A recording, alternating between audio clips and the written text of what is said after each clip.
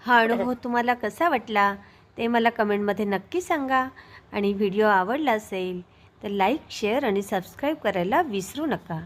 आणि हो, तुमचेही असेच काही अनुभव असतील तर ह्या दिलेल्या नंबरवर रात्री 9 ते 10 ह्या वेळेमध्ये तुम्ही शेअर करू शकता.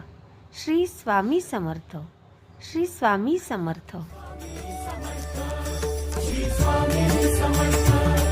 श्री स्वामी